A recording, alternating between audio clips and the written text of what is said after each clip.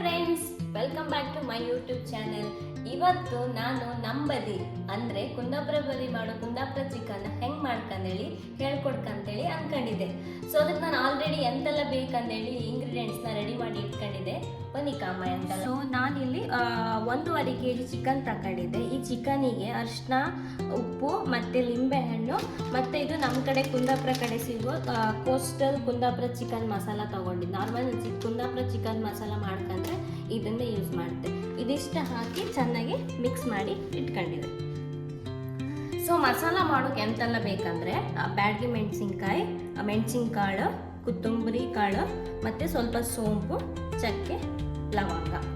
So ನಾನು 1.5 kgಗೆ 2 ದೊಡ್ಡ ದೊಡ್ಡ ಈರುಳ್ಳಿನ ಈ ಥರ ಸ್ಲೈಸ್ ಥರ ಕಟ್ ಮಾಡಿ ಇಟ್ಕೊಂಡಿದ್ದೆ. ಆಮೇಲೆ 1 ಚಿಕ್ಕ ಟೊಮ್ಯಾಟೊ ಸಣ್ಣದಾಗಿ ಕಟ್ ಮಾಡ್ಕೊಂಡಿದ್ದೆ. ಆಮೇಲೆ ಇದು ಕೊತ್ತಂಬರಿ ಸೊಪ್ಪು. ಮತ್ತು ನಾನು ಶುಂಠಿ ಬೆಳ್ಳುಳ್ಳಿ ಪೇಸ್ಟ್ ತಗೊಂಡ್ಲ. ಶುಂಠಿ ಮತ್ತು ಬೆಳ್ಳುಳ್ಳಿನ ಚಂದ ಮಾಡಿ ಜಜ್ಜಿ ಈ ಥರ ಇಟ್ಕೊಂಡಿದ್ದೆ.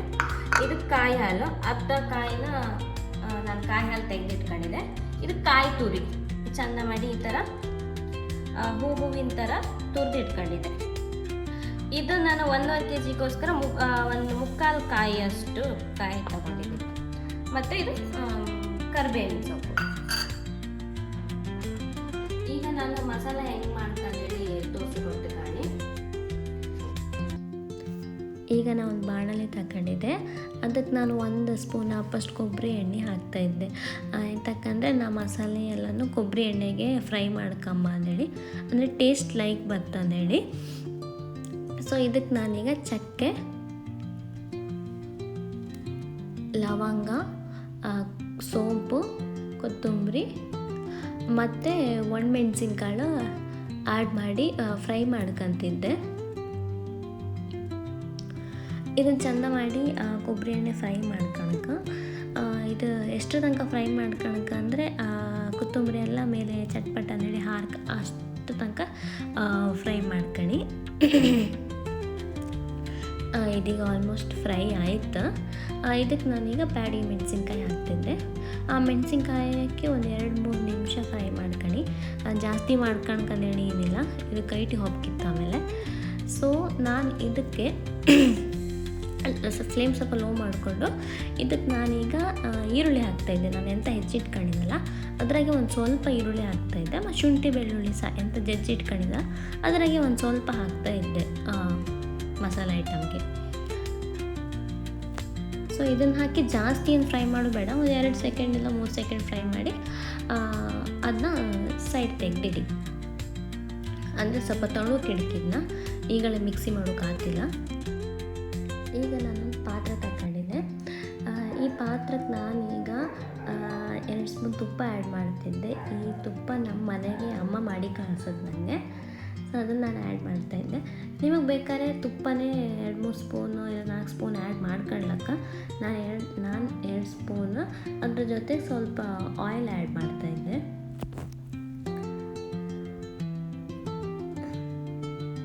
ಒಂದು 2-3 ಸೆಕೆಂಡ್ ಈಗ ಚೆನ್ನಾಗಿ ಬಾಯ್ಲ್ ಆಯ್ತು.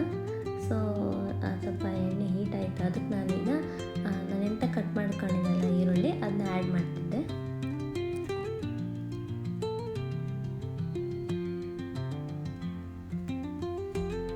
ಸ್ವಲ್ಪ ಲೋ ಫ್ಲೇಮಲ್ಲೇ ಫ್ರೈ ಮಾಡ್ಕೊಂಡು ಈರುಳ್ಳಿನ, ಅಂದರೆ ಹೈ ಫ್ಲೇಮಲ್ಲಿ ಮಾಡ್ಕೊಂಡ್ರೆ ಸ್ವಲ್ಪ ಕೈಟಿ ಹೋಗೋ ಚಾನ್ಸಸ್ ಇರುತ್ತೆ.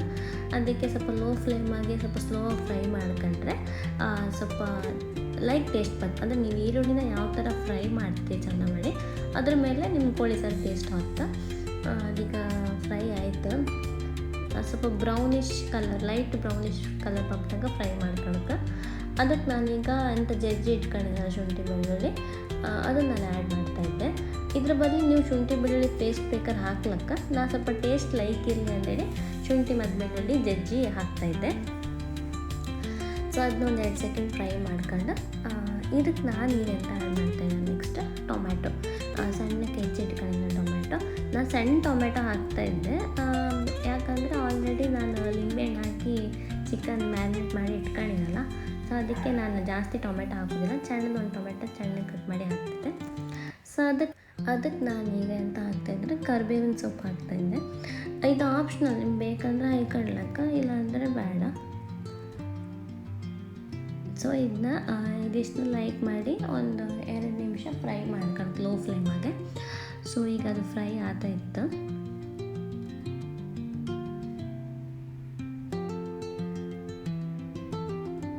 ಫ್ರೈ ಆಯ್ತದೀಗ. ಅದಕ್ಕೆ ನಾ ಈಗ ಎಂತ ಆ್ಯಡ್ ಮಾಡ್ತಾ ಇದ್ದೆ ಅಂದರೆ ಆಲ್ರೆಡಿ ಚಿಕನ್ನ ಎಂತೆಲ್ಲ ಹಾಕಿ ಮ್ಯಾರಿನೇಟ್ ಮಾಡಿದೆ ಅಂತೇಳಿ ಆಗ ಹೇಳಿದೆ. ಸೊ ಅದನ್ನು ನಾನು ಈಗ ಅಮ್ಮ ಫ್ರೈ ಹಾಕ್ತಾಯಿದ್ದೆ.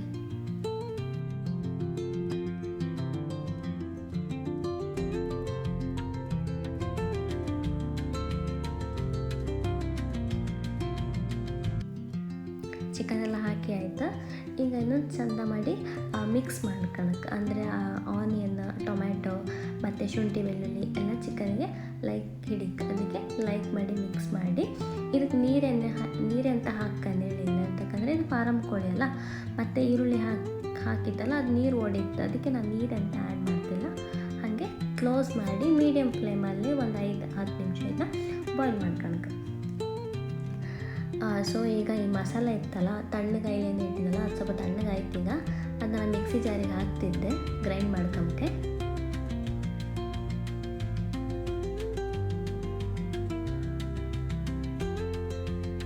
ಅದು ಸ್ವಲ್ಪ ನೀರು ಹಾಕಿ ಮಿಕ್ಸಿ ಮಾಡ್ಕೊಂಡು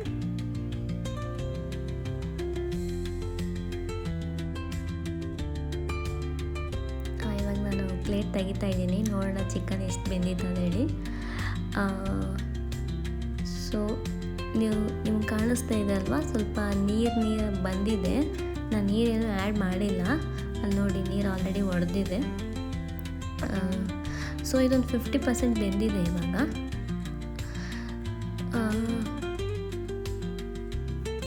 ಸೊ ಇದಕ್ಕೆ ನಾನು ಇವಾಗ ಏನು ಆ್ಯಡ್ ಮಾಡ್ತಾಯಿದ್ದೀನಿ ಅಂತ ಅಂದರೆ ಕಾಯಿ ಹಾಲು ಆ್ಯಡ್ ಮಾಡ್ತಾಯಿದ್ದೀನಿ. ನಾನು ಆಲ್ರೆಡಿ ಕಾಯಿ ಹಾಲು ರೆಡಿ ಮಾಡಿ ಇಟ್ಕೊಂಡಿದ್ದೆ, ಅರ್ಧ ಕಾಯಿಂದು ಕಾಯಿ ಹಾಲು ರೆಡಿ ಮಾಡಿ ಇಟ್ಕೊಂಡಿದ್ದೆ.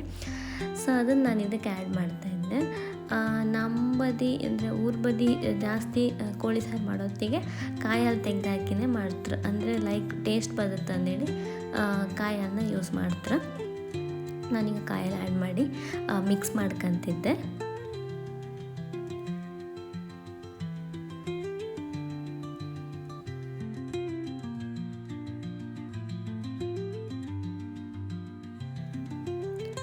ಕಾಯಲ್ಲಿ ಎಂತಕ್ಕೆ ಆ್ಯಡ್ ಮಾಡ್ತಾರೆ ಅಂದರೆ ಕಾಯಲ್ಲಿ ಹಾಕಿದ್ರೆ ಒಳ್ಳೆ ಟೇಸ್ಟ್ ಬರುತ್ತೆ. ಕಾಯೆಲ್ಲ ಕೋಳಿ ಬೆಂದರೆ ಸ್ವಲ್ಪ ಲೈಕ್ ಟೇಸ್ಟ್ ಬರುತ್ತೆ ಅಂದೇಳಿ ಕಾಯಲ್ಲಾಗೆ ಬೇಯಿಸುತ್ತೆ ನಾರ್ಮಲಿ.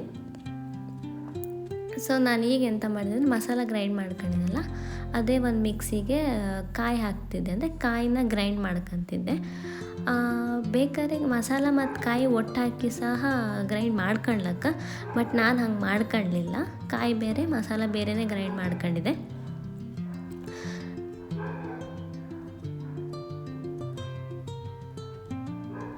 ಅದು ಸ್ವಲ್ಪ ನೀರು ಹಾಕ್ತಿದ್ದೆ.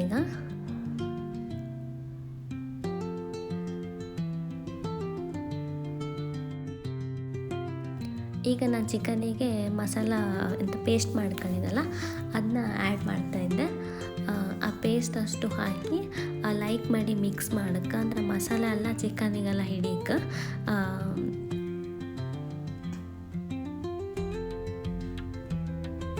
ಸೊ ನೀವು ಕಾಣ್ತಿದ್ರೆ ನಾನು ಎಷ್ಟು ಲೈಕ್ ಮಿಕ್ಸ್ ಮಾಡ್ತಾಯಿದ್ದೆ.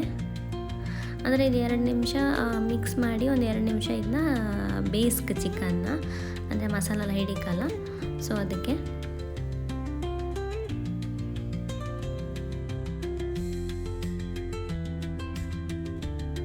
ಈಗ ನಾನು ಇದಕ್ಕೆ ಉಪ್ಪು ಆ್ಯಡ್ ಮಾಡ್ತಾಯಿದ್ದೆ. ಎಂತಕ್ಕೆ ನಾನು ಈಗ ಆ್ಯಡ್ ಮಾಡ್ತಾಯಿದ್ದೆ ಅಂದರೆ ನಾನು ಆಲ್ರೆಡಿ ಚಿಕನ್ ಮ್ಯಾರಿನೇಟ್ ಮಾಡೋತ್ತಿಗೆ ಉಪ್ಪು ಹಾಕಿ ಮ್ಯಾರಿನೇಟ್ ಮಾಡಿದ್ದೆ. ಅದಕ್ಕೆ ನಾನು ಲಾಸ್ಟಿಗೆ ಎಷ್ಟು ಬೇಕೋ ಅಷ್ಟು ರುಚಿಗೆ ತಕ್ಕಷ್ಟು ಉಪ್ಪು ಹಾಕ್ತಿದ್ದೆ. ಉಪ್ಪು ಹಾಕಿ ಈಗ ಮಿಕ್ಸ್ ಮಾಡ್ಕೊಳಕ್ಕೆ. ಸೊ ಇದು ಮಿಕ್ಸ್ ಮಾಡ್ಕೊಂಡು ಆದಮೇಲೆ ಎಟ್ ಲಾಸ್ಟ್ ನನ್ನ ಕಾಯಿ ಅಂತ ಗ್ರೈಂಡ್ ಮಾಡ್ಕೊಂಡಿದ್ದಲ್ಲ, ಸೊ ಅದನ್ನು ನಾನೀಗ ಆ್ಯಡ್ ಮಾಡ್ತಾಯಿದ್ದೆ ಚಿಕನಿಗೆ. ಸೊ ಇದನ್ನ ಆ್ಯಡ್ ಮಾಡ್ಕೊಂಡ್ರ ಮೇಲೆ ನಿಮಗೆ ಯಾವ ಕನ್ಸಿಸ್ಟೆನ್ಸಿ ಬೇಕೋ ಆ ಕನ್ಸಿಸ್ಟೆನ್ಸಿಗೆ ಗ್ರೇವಿನ ಮಾಡ್ಕೊಳ್ಳಕ್ಕೆ. ನಿಮಗೆ ತಿಕ್ ಬೇಕಂದರೆ ನೀವು ಇದಕ್ಕೆ ನೀರಂತ ಹಾಕೋದು ಬೇಡ, ಹಾಗೆ ಮಿಕ್ಸ್ ಮಾಡಿ ಸ್ವಲ್ಪ 2-3 ನಿಮಿಷ ನಿಮಿಷ ಬೇಯಿಸಿ ಚಿಕನ್ನ. ಇನ್ ಕೇಸ್ ನಿಮ್ಗೆ ತಿಕ್ ಬೇಕಂದರೆ ಇದಕ್ಕೆ ಸ್ವಲ್ಪ ಆ್ಯಡ್ ಮಾಡಿ. ನಾನು ಸ್ವಲ್ಪ ಮೀಡಿಯಮ್ ಗ್ರೇವಿ ಮಾಡ್ಕೊತಿದ್ದೇನೆ. ಸ್ವಲ್ಪ ಇದಕ್ಕೆ ನೀರು ಆ್ಯಡ್ ಮಾಡಿ ಒಂದು 2-3 ನಿಮಿಷದಿಂದ ಬೇಯಿಸ್ತಿದ್ದೆ.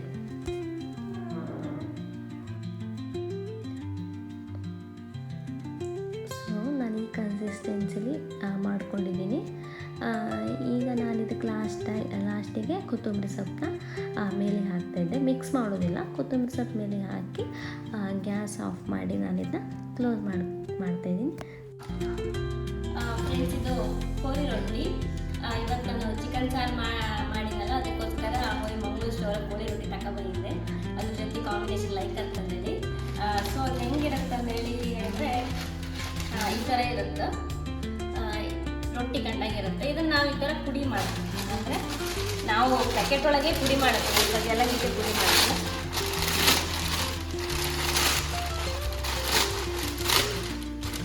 ಈಗ ಅದು ಈ ಥರ ಸಣ್ಣ ಸಣ್ಣಗೆ ಆಯ್ತು.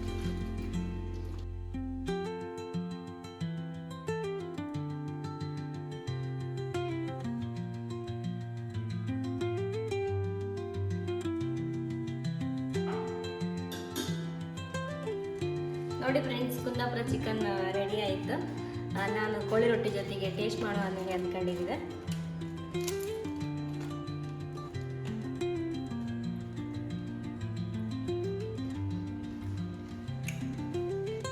ಲೈಕ್ ಆಯಿತು.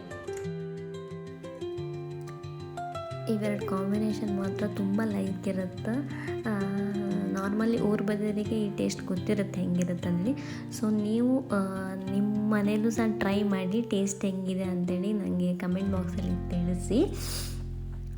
ಮತ್ತು ನನ್ನ ವಿಡಿಯೋ ಯಾರೆಲ್ಲ ನೋಡಿದ್ದೀರಾ ಪ್ಲೀಸ್ ನಿಮಗೆ ಇಷ್ಟ ಆದರೆ ಲೈಕ್ ಮಾಡಿ.